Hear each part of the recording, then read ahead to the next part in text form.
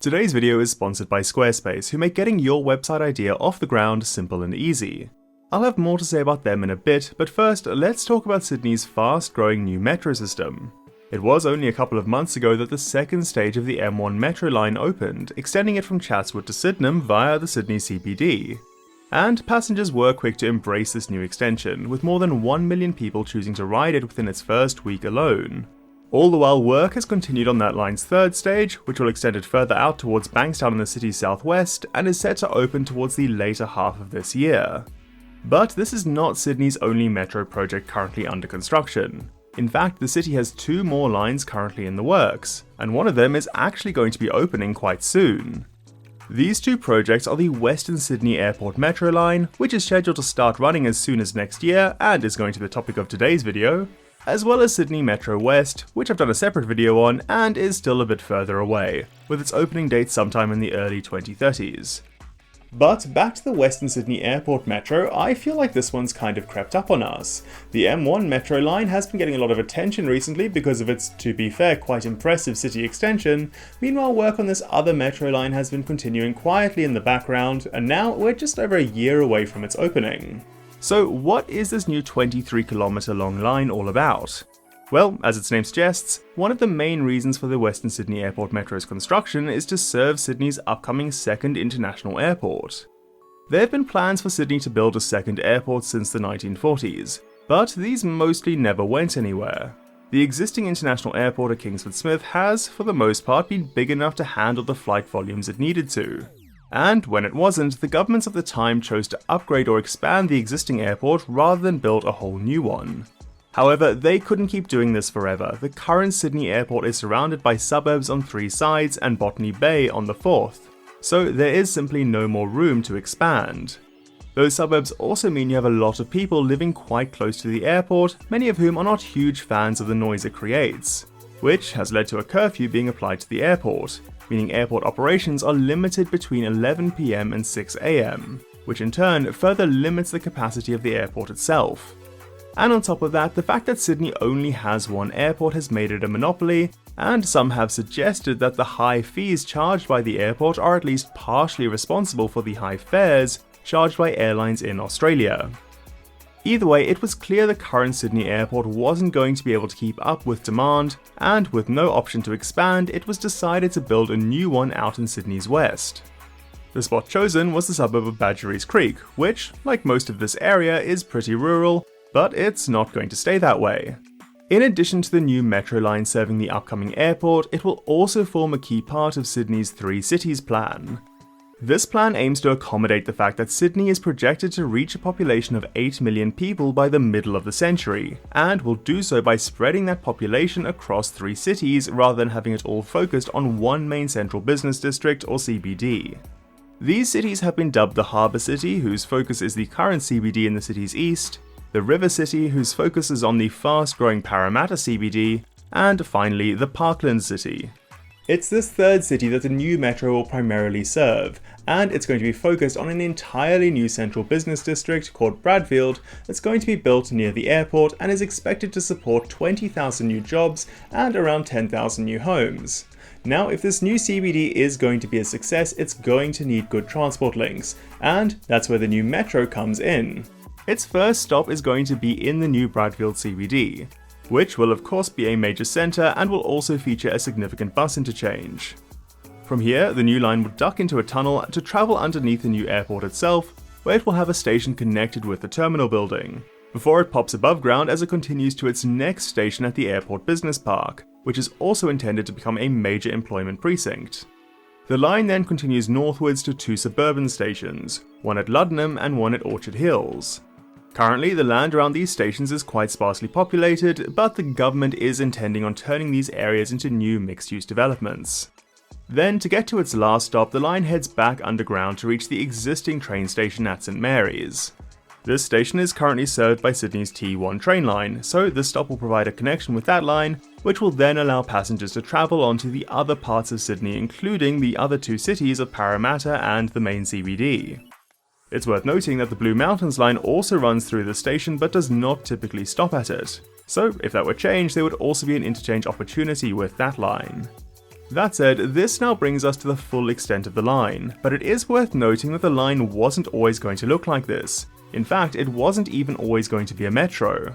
But before we get to that, I've recently been working on building myself a website with Squarespace. If you're someone like me who has an idea for a website, or maybe you have an idea for a business and need a web presence to get yourself started, I found Squarespace's new AI-powered design intelligence feature made getting my website off the ground so much easier. The tool uses AI to help create a site that works for your unique goals.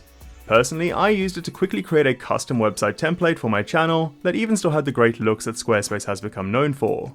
It was also useful when I was writing out my website's content, where the AI helped me achieve a consistent tone of voice across the site. So if you do have that website or business idea, or if you just want to give it a try, head to squarespace.com for a free trial, and when you're ready to launch, go to squarespace.com/citymoose to get 10% off your first purchase of a website or a domain. But back to the alternative plans for the Western Sydney Airport rail connection. When the airport was still in the planning stages, perhaps the main proposal to give the airport rail access would have seen the airport line be an extension of the existing South West rail link. That's a line that currently branches off from Glenfield Station and runs 2 stops to Edmondson Park and Leppington. This would mean the airport's rail line would approach from the opposite direction compared to what's actually being built, and this line would have formed part of Sydney's existing double-decker suburban rail network rather than its new metro system. The South West Rail Link is currently served by the T2 Inner West and Leppington and T5 Cumberland lines.